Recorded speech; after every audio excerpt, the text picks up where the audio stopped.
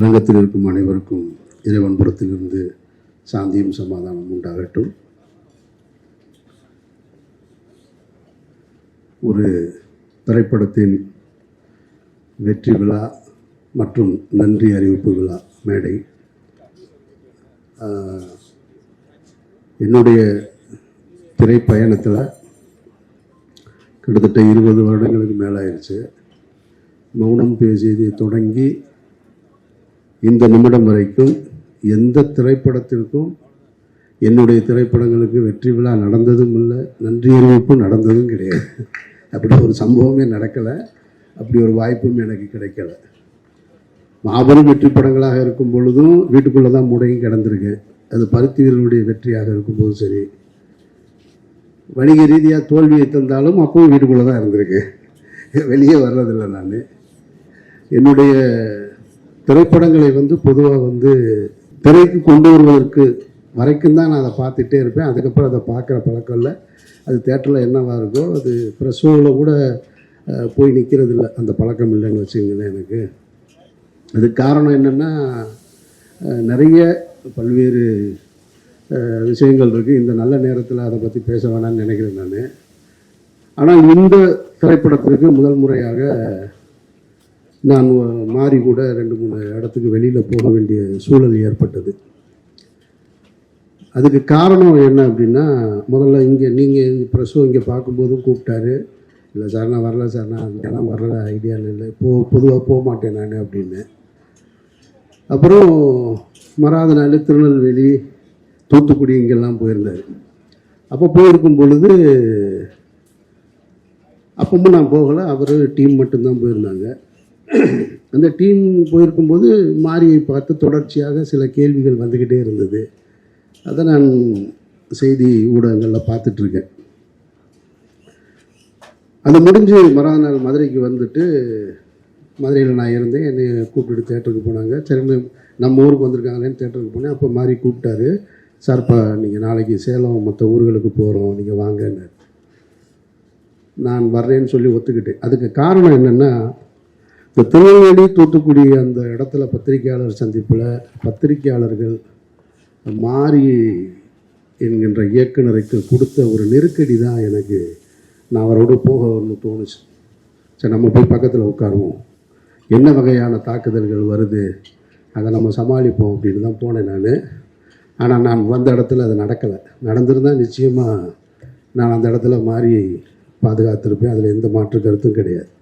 எனக்கு என்னென்னா, அந்த பத்திரிகையாளர்கள் ஒரு கேள்வியை திரும்ப திரும்ப மாறிக்கிட்ட கேட்குறாங்க, நீங்கள் ஏன் இந்த மாதிரி படம் எடுக்கிறீங்க, ஏன் இந்த மாதிரி படம் எடுக்கிறீங்க, நீங்கள் சமூகத்துக்குள்ளே ஒரு பிரச்சனையை உண்டு பண்ணணும்னு நினைக்கிறீங்கன்றாங்க. இது எவ்வளவு அபத்தமான ஒரு கேள்வியாக இருந்ததுன்னு நான் பார்த்தேன். நான் கண்ணுக்கு தெரியாத சாமி, இல்லாத பேய், இது ரெண்டை பற்றியும் இங்கே நிறைய சினிமா வெற்றி அடைஞ்சிக்கிட்டே இருக்குது. சாமியை யாரும் பார்த்ததும் கிடையாது, அதை பற்றி படம் எடுத்தால் கொண்டாடுறாங்க. பேய் அது இல்லவே இல்லை. ஏன்னா பேயை விட மனுஷன் ரொம்ப மோசம்னு நான் நினைக்கிறது. பேய் எந்த பேயினாலும் எந்த தொந்தரவும் கிடையாது. ஏன்னா பேய் பார்த்தீங்கன்னாங்க அதுவே ரொம்ப பயந்தது தான். ஏன்னா அது பகலில் வரவே வராது. நீங்கள் எந்த திரைப்படத்துலையும் பகலில் அது இரவில் மட்டும்தான் வரும். அதுவே ரொம்ப பயந்தது. அது பகலில் போனால் ஆளுங்க நிறையா இருப்பாங்க, இவனுக்கு பயந்துட்டு ஓடிடும். இது ரெண்டை பற்றியும் படம் எடுக்கலாம். ஆனால் கண்ணுக்கு தெரிஞ்சிருக்கக்கூடிய சாதி, அது ஏற்படுத்துகிற தீமைகள், அதனால் ஏற்பட்ட வலிகள், கொடுமைகளை ஒருத்தன் படம் எடுக்கக்கூடாதுன்ற கேள்வியை முன்வைக்கும் போது தான் எனக்கு ரொம்ப அபத்தமாக இருக்குது. அவர் ஒரு படம் எடுக்கிறார், அவர் ஒரு கருத்தை சொல்கிறார். அந்த கருத்துக்கு உங்ககிட்ட எதிர்கருத்து இருந்தால் நீங்களும் சொல்லுங்கள். எடுக்கக்கூடாது, ஏன் எடுக்கிறீங்கன்ற கேள்வி ரொம்ப ஆபத்தானதாக நான் பார்க்குறேன். நான் இப்போது மாரியுடைய படங்கள், ரஞ்சித்துடைய படங்களை பொது வழியில் அரசியல் சார்ந்தவங்க கருத்து தெரிவிக்கிறாங்க, அதுக்கு ஒரு எதிர்ப்பு தெரிவிக்கிறாங்க அப்படின்னா அதில் ஒரு நியாயம் இருக்கிறதா பார்க்குறேன். ஒன்று ரொம்ப நாளாக அடிச்சிட்டோம், அப்படியே அடி வாங்கிட்டே இருக்க வேண்டிய என்ன, திடீர்னு என்ன உங்களுக்கு எங்கேருந்துடா வருது இந்த தைரியம் அப்படின்ற கேள்வியாக இருக்கலாம். இல்லை நடந்து போச்சு, அதெல்லாம் ஏன் வெளியில் சொல்கிறேன், நாங்கள்லாம் பெரிய மனுஷனாகவே வாழ்ந்துட்டோம் இங்கே அப்படின்ற எண்ணமாகவும் இருக்கலாம். அது அரசியல் சார்ந்தவர்கள், அந்த அமைப்பு சார்ந்தவர்கள் சொல்கிறாங்கன்னா அதில் ஒரு லாஜிக் இருக்கிறதா பார்க்குறேன். ஆனால் திரைத்துறையிலிருந்து வருகிற எதிர்ப்பு இருக்குது பார்த்தீங்களா, அதை நான் ரொம்ப அபத்தமாக பார்க்குறேன். அதில் ஒரு இயக்குனர் ஒரு தொலைக்காட்சி ஊடகத்தில் இந்த திரைப்படத்தை பற்றி பேசும்போது ஒரு பாடல் பாடி காமிக்கிறார். நீங்கள்லாம் பார்த்துருப்பீங்க. ரொம்ப கேவலமாகவும் குரூரமாகவும் பைசன் பைசன் பைசன், அது ஒரு பாய்சன். அந்த குரலே நாராசமாக இருக்குது. அதில் இது வேற. நான் கேட்குறேன், உங்ககிட்ட உண்மையிலேயே கருத்து இருந்ததுன்னா, அவர் ஒரு கருத்து வச்சுருக்காரு, அந்த மீடியாவை ஆர்ட்டாக அவர் எடுத்துகிட்டு வந்து அதன் மூலமாக ஒரு அரசியல் சொல்கிறார். உங்ககிட்ட கருத்து இருந்ததுன்னா நீயும் அதை ஆர்ட்டில் எடுத்துகிட்டு வர வேண்டியதானே. அப்படித்தானே நீ சண்டை போடணும். அதை விட்டு ஒருத்தர் ஏன் எடுக்கிறான்ற கேள்வியை வந்து அவதூறு சொல்லக்கூடாது. அவர் சினிமாவின் மூலமாக ஒரு அரசியலை சொல்கிறாருன்னா நீயும் சினிமாவின் மூலமாக பதில் சொல்லு. அதுக்கு உங்ககிட்ட திராணி இல்லை, அதுக்கு உங்ககிட்ட வழி இல்லை, அந்த ஆட்பாமை உன்னால் பயன்படுத்த முடியலைன்னா அவதூறு சொல்லாத, கேவலப்படுத்தாத, குறை சொல்லாத. அதை தான் நான் சொல்லணும்னு நினைக்கிறேன் இந்த இடத்துல. அதனால தான் நான் மாறி கூட இந்த விழாவுக்கும் கூட, ஏன்னா இதுக்கப்புறம் பைசனுக்காக இன்னொரு விழா நடக்குமான்னு எனக்கு தெரியலை. எனக்கு தெரியல, நான் இங்கே இருக்கணும்னு தெரியல. அதனால நான் இங்கே வரணும்னு வந்து உங்ககிட்ட சந்தித்து பேசணும்னு நினச்சேன். ஒரு நல்ல திரைப்படம் என்பது வந்து தனக்கான ஆட்களை சேர்த்துக்கிறோம். அது எனக்கும் அமைஞ்சிருக்கு, ரஞ்சித்துக்கும் அமைஞ்சிருக்கு, இன்னும் திரைத்துறையில் மிகப்பெரிய வெற்றிகளை கொடுத்த எல்லா இயக்குநர்களுக்கும். அப்படி பைசன் வந்து தான் அமைச்சிக்கிருச்சு அப்படின்னு தான் நான் சொல்லுவேன். நான் இது வந்து மாறி என்ற அந்த கேப்டன் வந்து அதுக்கான ஆட்களை சரியாக தேர்ந்தெடுத்ததாக தான் நான் பார்க்குறேன். நான் இப்போ துருவ அந்த கேரக்டர்லேருந்து எடுத்துகிட்டு இன்னொரு ஆர்டிஸ்ட்டை மைண்டில் வச்சு பார்க்கவே முடியாது. அப்பாவை வந்து பசுபதியை தாண்டி வேற ஒருத்தரை பார்க்க முடியலை. வாத்தியார் கேரக்டருக்கு மதனை தாண்டி வேற ஒருத்தரை பார்க்க முடியலை. ஒளிப்பதிவுக்கு எழில் இல்லைன்னா யார் சிறப்பாக செஞ்சுருப்பா அப்படின்ற கேள்வி வருது. மியூசிக்கு நிவாஸ் இல்லைன்னா வேறு யார் பழைய மியூசிக் டைரக்டரான. இப்படி அது தனக்கான ஒரு நல்ல திரைப்படம் தனக்கானதை சேர்த்துக்கிறது அப்படின்னு தான் நான் உணர்றேன். நான் பொதுவாக ஒரு நல்ல திரைப்படங்களை பார்க்கும் பொழுது நம்ம பாராட்டுவோம். ஆனால் பாராட்டுகிற எல்லோரோடும் பயணிப்போமா அப்படின்னா அது வாய்ப்பு குறைவு தான். ஆனால் இந்த படத்தை பார்த்ததுக்கு பின்னாடி எனக்கு ஒரு 3 பேரோட ஒர்க் பண்ணணும் அப்படின்ற ஆசை வந்துருச்சு. என்னோட டைரக்ஷனில் வந்து கேமராமேன் எழிலோடையும் மியூசிக் டைரக்டர் நிவாஸோடையும் திலீப் சுப்பராயனோடும் சேர்ந்து ஒரு படம் பண்ணிடணும். ஏன்னா ரொம்ப கம்ஃபர்ட் ஜோன். இப்போ திலீப் பேசும்போது இங்கே சொன்னார், அவர் தான் அந்த மீசையெல்லாம் வச்சு அந்த பக்கம் லால் சாரோட தம்பியாக நடிச்சிருந்தது. அவர் அடிக்கிற காட்சி, அவர் ஃபைட் மாஸ்டர், அவருக்கு தெரியும்ல, அவர் பல பேரை பார்த்துருப்பார். அவர் வந்து நின்றுட்டு ஒரு நிறைய மாறி சொன்னாப்புல, இங்கே கட்டை இருக்குது, இந்த இருக்குது சார், கட்டை இதை எடுத்துடுங்க. ஏங்க கட்டையை கரெக்டாக வைங்க, எந்த கட்டைங்கன்னு. இல்லை சார் டம்மி தான் சார். இல்லைங்க நீங்கள் சொல்கிறீங்க, டேர்ன் பண்ணி நிற்கிறேன், நான் திரும்பி எடுக்கிறது எந்த கட்டைன்னு எனக்கு வைக்கிற இடத்த காட்டுங்க, வேறு கட்டை நீங்கள் ஒரிஜினல் கட்டையை எடுத்து. அல்ல சார் அதெல்லாம் சமாளிச்சிடலாம் சார். இல்லைங்க உங்களுக்கு என்னையே தெரியாது, அதனால சொல்கிறேன், நான் எடுத்து வேகமாக பார்த்துக்கலாம் சார். டம்மி தான், ஆனால் கரெக்டாக டம்மியை நானே எடுத்து வச்சுக்கிட்டேன்.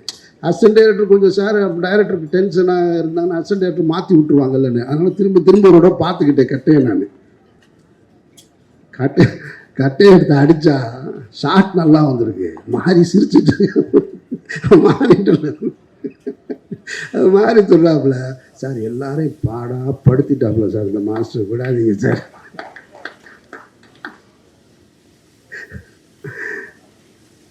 நான் வந்து திலீப்பே பார்க்குறேன் தான், அப்படியே இருக்காப்புல, கண்ணு லேசாக கலங்கியிருக்கு. ஆனால் என்னடா இவ்வளோ பேர் முன்னாடி. திலீப் நீங்கள் சொன்னதுனால தான் நான் சொல்கிறேன், இல்லைன்னா சொல்லியிருக்க மாட்டேன். அப்படியே நிற்கிறாப்புல தான் இவர். ஒன்று அது ஒரு சின்ன மிஸ் ஆயிடுச்சு சார், ஒரு 1 more போகலாம் சார் அப்படின்னு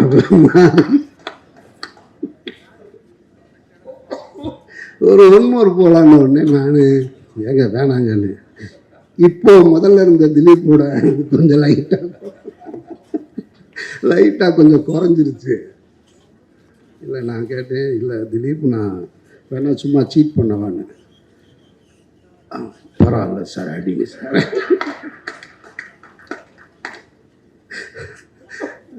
ரொம்ப நான் சொல்லி மாறிட்ட மாதிரி எதாக இருந்தாலும் இதிலேயே முடிச்சிருங்க, 3ஆவதுலாம் போனால் நல்லதுக்கு இல்லை அப்படின்னு அப்படி நடந்தது. மாஸ்டரோட அசிஸ்டண்ட் பக்கத்தில் இப்படி பார்க்குறாங்க எல்லாரும். எல்லாருக்குமே இவர் அந்த ஷாட்டு முடிஞ்சிருச்சு, திரும்ப மாறி கூப்பிட்டு அங்கே பாருங்கள் அசிஸ்டன்ட் பூரா இப்படி சிரிக்கிறாங்க பாருங்கள் உள்ளுக்குள்ளே அப்படி பூரா மறைஞ்சு சிரிச்சிட்டு இருக்கேன்.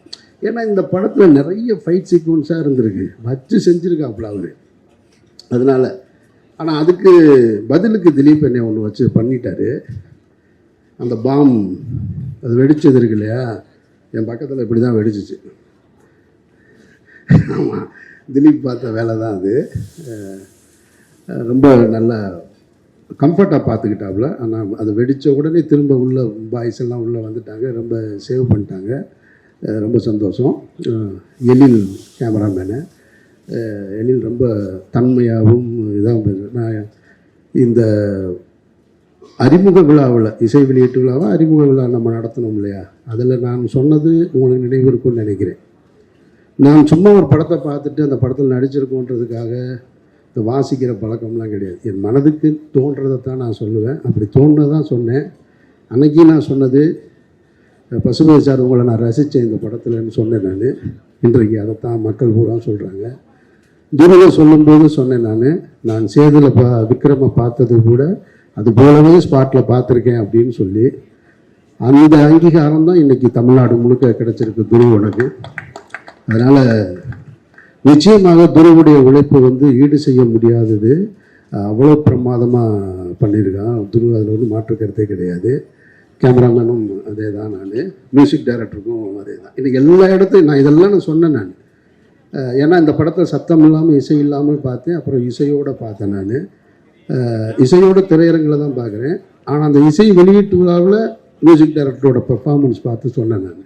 இது எல்லாமே ஒரு பெரிய பில்லராக இந்த படத்துக்கு அமைஞ்சிருக்கு.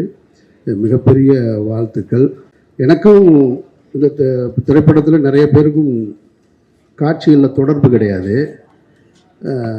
ரெஜிஷாவுக்கும் எனக்கும் சுத்தமாக, அனுபமாவுக்கும் எனக்குமாவது ஒரு சீன் இருந்தது. ஆனால் ஆஃப்டர் இந்த படம் முடிஞ்சு இந்த ப்ரொமோஷன் தொடங்கினதுலேருந்து இப்போ வரைக்கும் பார்க்குறேன். எனக்கு கல்லூரியில் படிக்கும்போது ஒரு தோழி இருந்தால் எப்படி ரொம்ப மனம் விட்டு பேசுவாங்களோ, ரொம்ப ஷார்ட் டைமில் பேசக்கூடிய ஒரு நபராக ரெஜிஷா இருக்காங்க. எனக்கு ஆச்சரியமாக இருக்குது. நானும் அவ்வளோ சீக்கிரம் பேசுகிறாரில்ல, என்னோட இரண்டே கொஞ்சம் தள்ளி தான் உட்காந்துருப்பேன். ஆனால் அவங்க ரொம்ப உரிமையோடு பேசுவது ஒரு நல்ல ஃப்ரெண்டாக கிடைச்சது மாதிரி நான் பார்க்குறேன் நான். அனுபவமும் அப்படி தான், அவங்களும் நல்லா பழகிறதுக்கு ரொம்ப இனிமையானவங்க. அப்புறம் நான் அந்த விழாவில் சொல்லும்போதும் அப்ளாஸ் கம்பெனியை பற்றி நிறைய சொல்லிட்டேன் நான், ரொம்ப சரியாக நடந்துக்கிட்டாங்கன்னு. அது நீலம் ப்ரொடக்ஷன்ஸ் அதிதின்னு எனக்குமே இப்போ தான் தெரியும். நீங்கள் சொல்லணும் ரஞ்சித், அதெல்லாம் சில விஷயங்களை நம்ம அதுக்காக தான் இந்த தடவை சொல்லணுன்றக்காக தான் அவங்க நீல கலரில் சேலையை கட்டிட்டு வந்திருக்காங்கன்னு நினைக்கிறேன் நான்.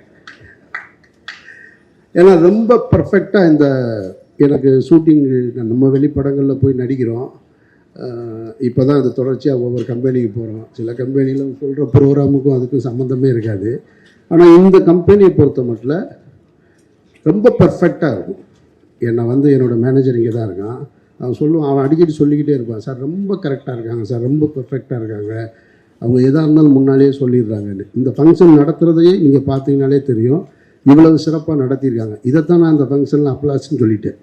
ஆனால் அந்த அந்த அந்த கிரெடிட் பூரா போய் சேர வேண்டியது நீலம் ப்ரொடக்ஷன்ஸ்க்கு தான், ரஞ்சித்துக்கு தான் போய் சேரணும்.